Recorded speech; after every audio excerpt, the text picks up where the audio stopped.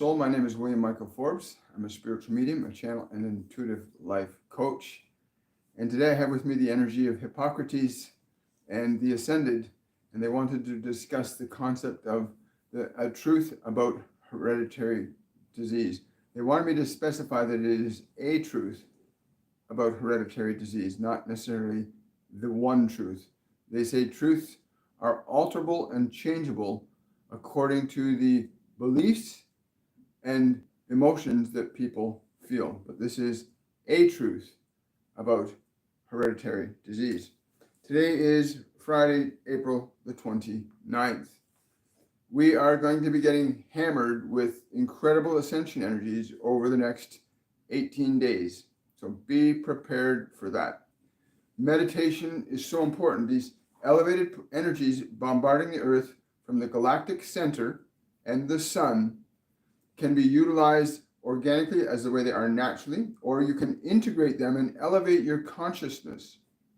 You can elevate your consciousness, learning how to experience meditation, get your body, your mind into a state of being that it can integrate these energies, your body, your mind, and your awareness, into a state of unity with the earth and the sun.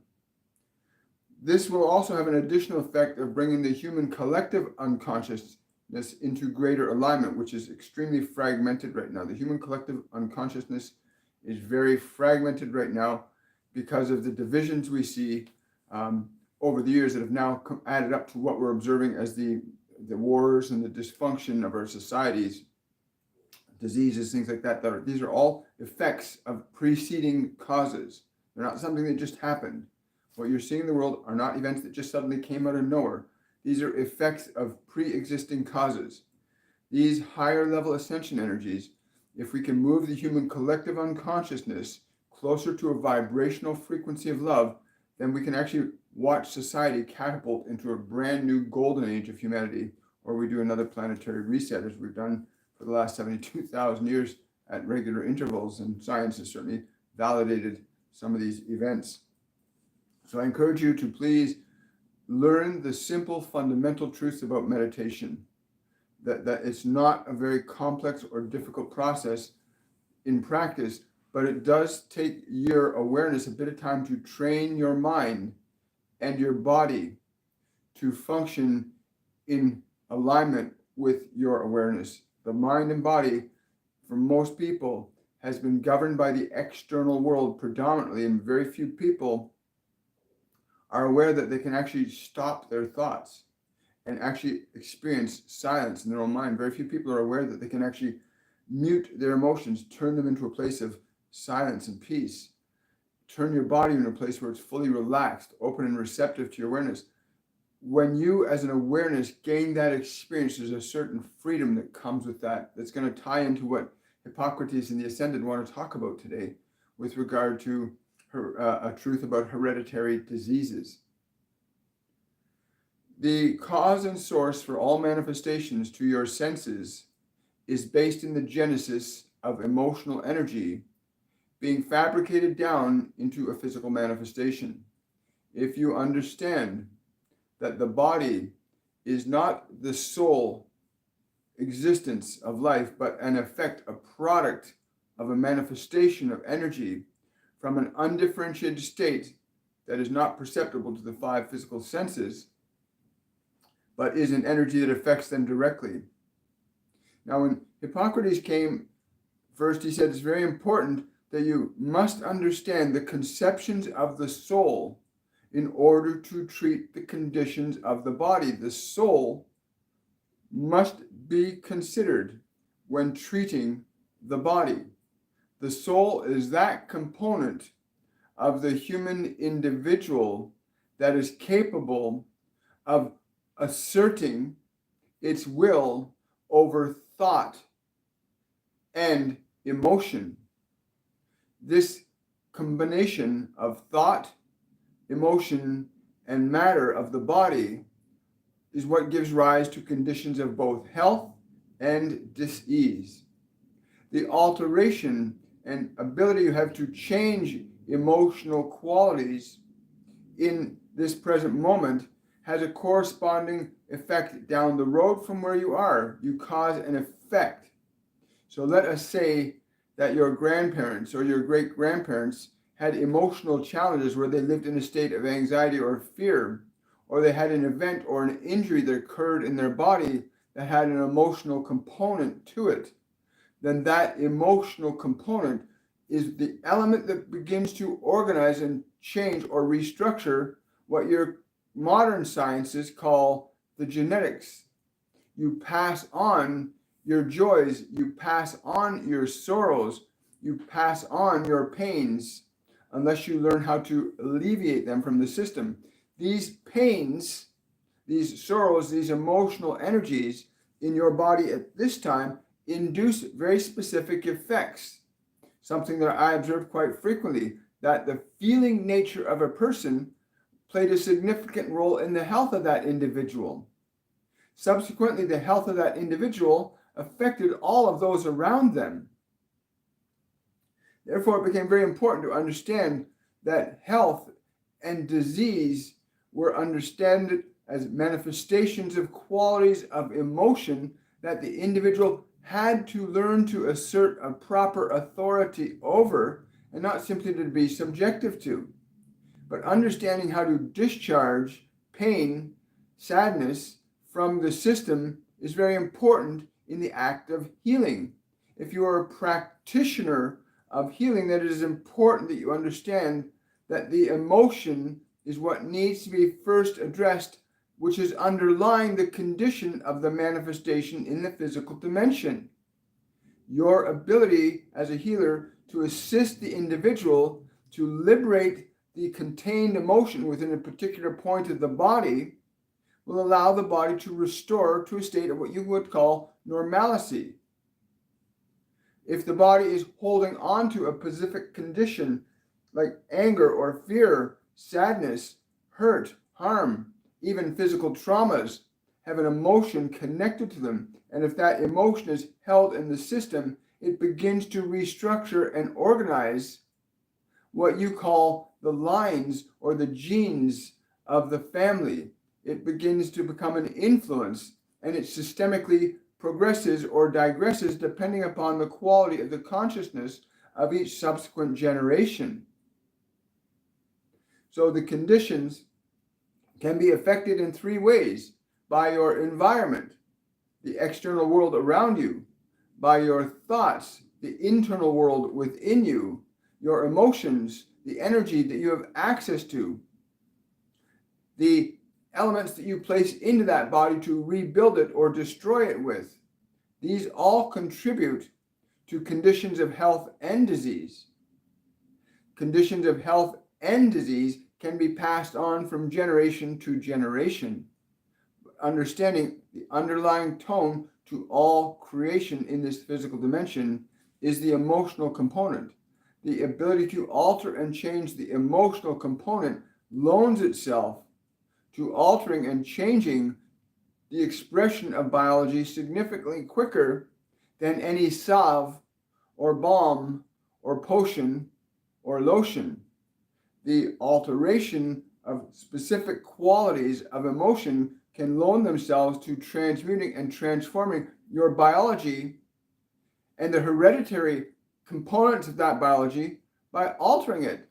Simply changing an emotion loans itself to the capacity of changing the conditions of your genealogical lines subsequently.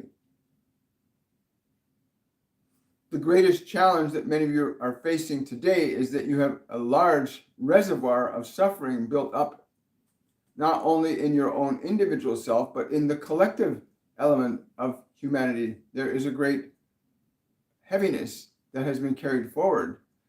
It has driven many of the choices and actions, many of the creations that you see, many of the foods that you now eat, many of the clothing that you now wear are all products of those emotional nuances of which I speak. And those emotional nuances make you choose or not to choose consciously and unconsciously simultaneously, so that you may create something from the understanding that you may assist others by being able to produce more of something, and that is a noble goal, to feed others.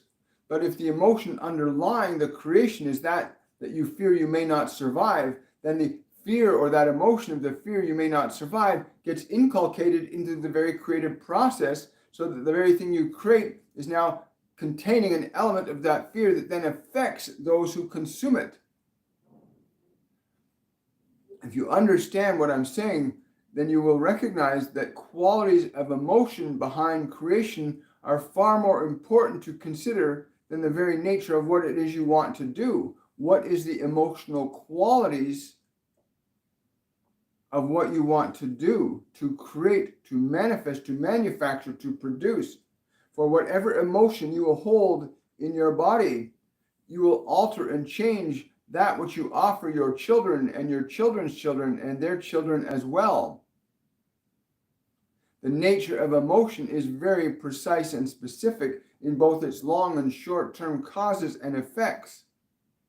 If you understand this, then the value of cultivating qualities of feeling, such as love, joy, compassion, excitement, become far more valuable to you than the acquisition of possessions, control, and power, which are all based in the fear that you have nothing. And so you find yourself in a civilization now where you have so many that have and so many that have not, because of the underlying emotional component that has never been liberated nor addressed. The fear of survival is strong at both ends of the spectrum. Those who have greatly and those who have not both come from the perspective of fear, although there are a few exceptions that come from the realm of creation, utilizing emotional qualities to produce creations that are benevolent for all. But there is not one condition in your experience of a physical existence that does not have as its source an emotional quality. All emotional qualities organize and structure conditions of matter, conditions of body, conditions of thought. It is therefore more important to consider how do you as the individual cultivate a level of vibrational emotion that is more life-sustaining than vibrational emotions that are life-subtracting. What will you do? How do you go through this process? And as this one said in the very beginning, the understanding of how to utilize mind, the understanding of how to utilize this stuff called emotion, how to utilize the things in your environment to sustain your experience here become very important, that you can qualitatively change existing emotional characteristics in your mind right now, thereby bringing forth a very different influence on the conditions that your children or your children's children will experience. What you feel now, what you can generate as an emotion, does not simply stop with you. It organizes your body to a certain function, and that in turn gets handed down to the next, and to the next, and to the next. So it is on the realm of energy, which you call emotion, that the greatest transformation and change is possible to all humanity.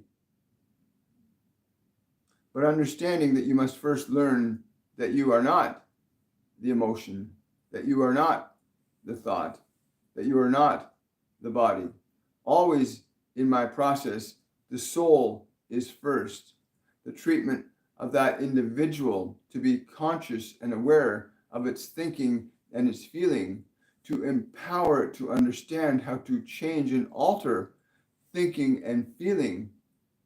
This gives a direction to life that is significantly different and more deliberate than hoping that life will be a certain way. Always treat the soul with knowledge and understanding so that it may generate or create emotions that will alter and change the conditions of its body in very unique and distinct ways. Please understand, the emotion of those that came before you in your family lines affect you today. But that does not mean that you cannot change the emotion that you carry from them. For it is given to you to become conscious and aware of your own ability to be able to change energy. Each and every one of you that has an awareness an ability to discern between thought and memory and emotion. Every one of you that have this capability developed sufficiently enough is in a position to begin to deliberately alter and change qualities of energy, which are emotions in your consciousness, which will affect and change the systems of your genes and the way they express and what you give to your children and their children after them. It is the quality of energy that determines in a great extent what you are experiencing, what you have received from those who came before you. Always it comes back to an emotional quality. And that emotional quality can be lost in the recesses of deep memory, but it is still existent within you. If you are experiencing a discomfort physically, if you are experiencing a discomfort emotionally, if you are experiencing thoughts that are distracting and disturbing, all tie back to qualities of emotion that you can organize, alter, and change once you understand your ability to do so. As easily as you might open and close a hand, you can alter and change a quality of emotion. Even with a little bit of training, if that is necessary, you can develop an awareness of emotion and how you use it. Anyone can learn to do this. There are many of you right now who have great quantities of emotions, so much, in fact, that you do not know what to do with them. Some of you are so overwhelmed with this emotional energy. And it's not that you have not got the capacity to work with them. It's just that you have not been trained. Your awareness has not been made aware that emotion is the substance that you need to learn to assert direction and authority over in order to affect a responsible change in its energy, which in turn alters and changes the conditions of your biology, which alters and changes the conditions of the thoughts, the nature and quality of those thoughts that issue forth in your mind once you understand how to begin the process of changing emotional energy. The greatest challenge that you face as a species today is you do not understand who you are as an awareness. You do not understand the nature of energy from the perspective of emotion, although every single one of you on this planet is able to experience emotion in some form or extent. Every one of you has awareness of it, but very few of you have an understanding of how to utilize its power, its force, and its function creatively and effectively. But that does not mean that you cannot. Each and every one of you has it within you to learn to cultivate a mind and an emotional field that works in alignment with your decisions, with your imaginings, with your creations, and they do anyway. The difference is, do you wish to be conscious of your process to utilize this substance called energy, which is emotion, that you have the ability to assert an authority over that emotion so as to affect change in the immediacy of your experience. All healing, all transformation, all civilizations, all of your experiences require the use of this substance called energy, emotion. And your ability must be cultivated consciously and deliberately, that you can articulate very precise and specific changes in emotional qualities. And even your biology that suffers and may be in pain from disease or injury, even the emotions that are connected to and causative to those conditions, if you alter it, then the changes in your biology will begin to become evident once you begin to shift and change the emotional energy connected to any condition. This has been very well documented throughout the ages, that the moment an individual's emotion is changed, then the expression of the body alters almost instantaneously. That is true as it is thousands of years ago, as it is this moment. It is still true. You change the quality of an emotion and you change the expression of matter that emotion interacts with. And the emotions that you experience are interacting immediately with your physical body. Then your physical body immediately interacts with the environment around you, and there are very specific changes that unfold from that emotional issuance that you allow or redirect or transform. There is no condition nor disease that is not amenable to change. All matter, from a fundamental level of understanding, all matter is changing all the time. Even the organism that you sit in hearing these words through is changing even in this moment. The environment around you is changing in every moment. Everything is changing. The nature and quality of that change is exclusively up to the quality of the emotions that you can harness and bring into your experience of change. So that change, even the process of aging, can be a very delightful and exciting and wondrous and blissful process, as equally as the experience of being very young and vital and vibrant be a wonderful, delicious, and exciting process. It is the nature and the quality of the energy that imbues the substance that determines your experience of it. And you have the capacity to alter and change emotional substance simply by understanding the nature of your role with it. Many of you struggle with the idea that you think that emotions are something you have no control over. And I argue with that and say quite simply, you have ultimate authority over it, but it must be cultivated. It is like a skill that you must develop. Usually in the families that we are familiar with, that we've worked with, those families have understood the process of in training children to work with thought and emotion very meticulously and very precisely, and so they do very well. But there is not one among you that cannot learn to understand your causative relationship over thought and emotion, that you use thought to direct emotion in specific functions, that you must become conscious of what thought you will allow in your consciousness and what thought you will allow to leave your consciousness. And what you will bring into or out of your consciousness in terms of thought alters and redirects the expression of emotion, which affects in turn the conditions of your body and even your environment. But you are free at this moment of awareness where you begin to understand that you are a soul. And this is the fundamental cornerstone of all healing. That first the soul must be addressed. It must be instructed to understand its relationship to thought, to emotion. For the body follows these things, thought and emotion. And that process of thought and emotion that you learn is what you will give to your children and will give to their children. But if you teach that they may change and alter both thought and emotion as an act of their own choosing, you may liberate generations from suffering and restore generations to love.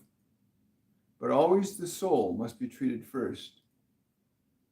It must be educated in its awareness of its relationship to thought and matter very precisely and very specifically. Wow. Thank you. Good morning, everybody. Welcome here. I want to thank Hippocrates for being present with us today. We're going to get in some questions and answers, and yeah, thank you. There has been alcohol addiction in my family for generations. Has my sobriety healed this for my son and his children? If you have heard what it is that I have said, then you would understand that the answer to that question is immediately yes. The degree and extent to which that emotion has been altered and changes will certainly add to the effect, or like have a rudder on a small craft will change the direction it goes in. So yes, you have affected a change in your own condition, provided that the emotional energy connected to the behavior is altered and changed. So too then the hereditary aspects of it are altered and changed. So you may have ceased to drink, the process of drinking a substance, but have you changed the underlying emotion that drove that original process. If you change the underlying emotion that drove that original process, then yes, the genetic predisposition alters subsequently down through the genome from one consciousness to the next, because they are not separate. Lines of consciousness are very precise in the manifestation of biology. Please understand this. So yes, and you will remember that emotion if you no longer harbor it in your heart and soul, then every interaction with that dear one will support them in that new form of energy, that new form of light, that new form of vitality and love and freedom. Wow. Great question, Drusilla. Thank you so much. Question from Adam. Can I ask Hippocrates to explain how the chakras and its energetic systems control the general health of the body? For example, sacral chakra for sexual health on a functional basis, and why? He's saying, no, you must understand what I've said, that the treatment of the soul is the dominant factor in the process of health and transformation. The instruction of the soul that you may use specific centers, yes, but first you must understand how to utilize the energy, that the qualities of energy, whether you define that energy as love or joy or anger, however you define that energy, then the corresponding centers in the body will be affected by the nature and quality of that energy at the level that those centers function on. For example, as you have requested about the sacral chakra, if you have a great deal of frustration and anger around creation and doing things, or your survival, then that energy center will be affected. If you fear whether or not you will have what you need or do not have, then that energy center will be affected by that emotional quality. But if you're excited about creation and you're enjoying the idea of creating more in your life, then there's a different energy that will issue forth through that particular energy center. And each energy center in your body that you've defined functions in the same fashion, but always the soul, you beautiful soul, must become aware of how you utilize this substance called emotion and the way that thought acts as a steering mechanism for that substance into your biology. For energy comes into the body, it is how it stays alive. Energy is constantly coming into the body, constantly leaving the body. There's a process. And in that process, you have authority to determine the nature and quality of that process and the way which it will affect different centers in your body. In fact, the way in which it will affect your whole world around you. Wow. Thank you, Adam. Great question. Oh, Benjamin, thank you so much for that $5 super chat. Really appreciate it. Hi, Con.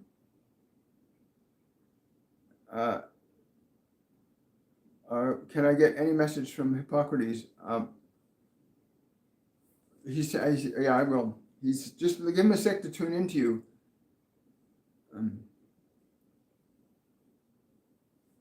you. He's saying it's important you understand there is no place in your life for anxiety unless you wish it to be there. But it's important you have heard what I said, that you do have authority over energy, and that anxiety is no longer necessary. Is no longer necessary if you are able to alter and change the effect of it so that it represents more the quality you're seeking to experience. You will experience change quite rapidly. Yes.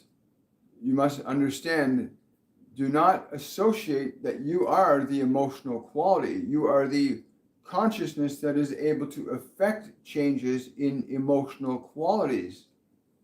You can use certain thoughts as mechanisms to make subtle changes in that emotional energy.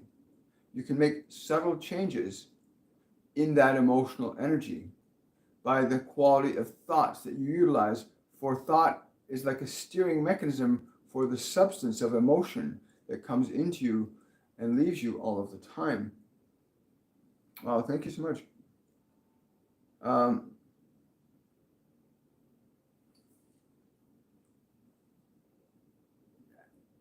Holly's asking, what is the emotional, spiritual, mental, and or physical cause for the pain in my lower left abdomen.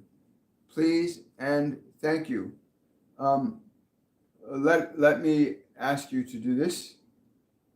If you would but close your eyes, entreat yourself in this with us so that you understand it. We would not simply offer you our opinion without giving you proper instruction in effecting the cure for yourself, for you are the physician that can heal thyself. So close your eyes with us and move your awareness into that vibrational state that you are calling pain.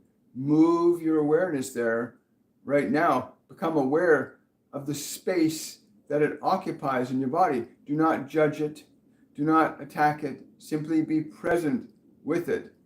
As you bring your awareness to this point in your body, gently bring your awareness there. Surround it. Observe it. Take away the label of pain. And what you have is an aspect of yourself that is in need.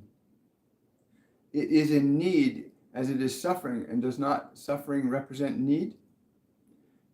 As you allow your awareness to surround this space of discomfort in that part of your body, simply, gently allow your awareness to offer this thought to that sensation in your body. Simply and gently offer it this thought. Even though I do not understand you, I am willing to love you. Simply offer it that thought. Even though I do not understand you, I am willing to love you. Gently offer that thought. Very gently, repeatedly, delicately offer that thought to that place and be aware of how that space responds to the offering you give it. And then please, as you experience what you experience, share that with those that are here to see and hear as you are. All suffering is a call for change, a call for a vibration you call love, and acceptance, compassion. And many of you would offer your pain denial. Many of you offer your pain your ignorance. I would not suggest you do this, but align yourself into this vibration of embracing that from a perspective of caring and compassion. And share with us the change that you experience, dear one. You are affecting change. You must understand, most of you wish to avoid the discomfort of what you have, and some of you are experiencing the discomfort that was given to you by your parents and your grandparents. You're experiencing that which was handed down to you that they did not know how to deal with. But do not attack it. Do not find fault with it. Extend your love and grace to it. Understand that that aspect of your being does not understand how to change itself. It requires and depends upon you, beautiful soul, to effect change. But stay present with that place in your body, and that even though you do not understand it, you're willing to love it. You're willing to care for it. Even if you do not like it, you're still willing to care for it. And let it feel your willingness to care. That willingness to care will create a transformation, even if it's but a small, subtle shift in the discomfort. Even for an instant, you will know that now that part of you can respond to your direction and your care and your compassion and your kindness. You, beautiful soul, have that beautiful divine form and that beautiful divine mind to utilize in the process of creation. And what better teacher do you have than the one that you are living within that says, here, I'm hurting here and wanting you to learn how to heal. Thank you so much for that. Thank you, Holly. Let us know in the comments what you're experiencing. Question from Vertical. Can Hippocrates give me a creative thought how to overcome the bubble in my mouth?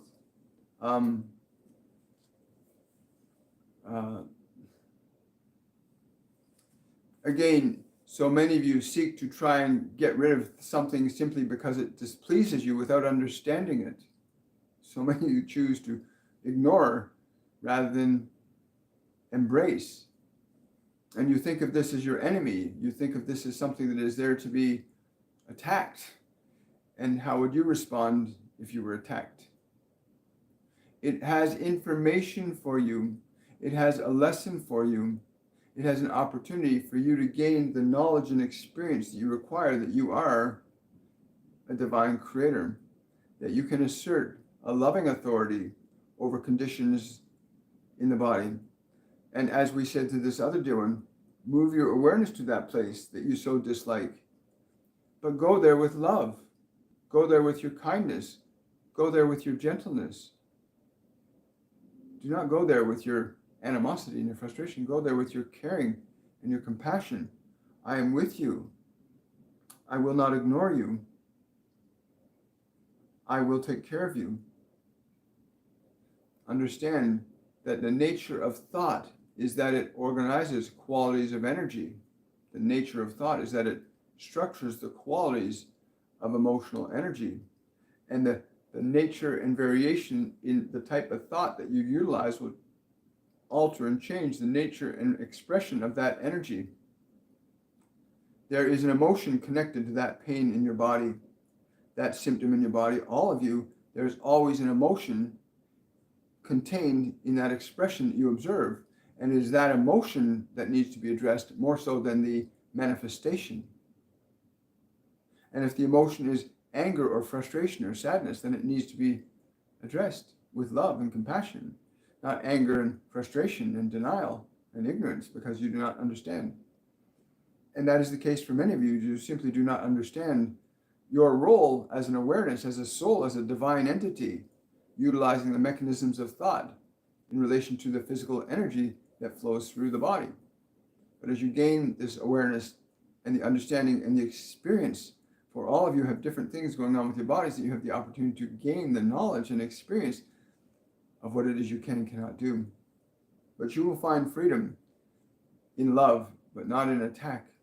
But understand the emotion that needs healing. In all conditions of suffering, there is usually pain, sadness, anger, fear. Whether that fear was handed to you from your parents or grandparents, it does not matter. It is yours to learn what they did not. It is yours to not harbor resentment, but embrace this as the opportunity to gain the self-knowledge of your capacity to transform and transcend the conditions in which you find yourself living in this world, so that you can deliberately begin to alter and change those conditions as an act of creation, rather than the subjectivity to the information that you simply have been given by the world around you. Good morning, Katrina. Hi. Hello, Kira. The key is always, when there's pain in the body, there's an emotion needing transformation. There's a quality of energy in the body needing transformation. And you are that. You have that ability to transform an emotional quality by the way you interact with it. Most people interact with their frustration and pain with upset and sadness, or I don't want to feel this.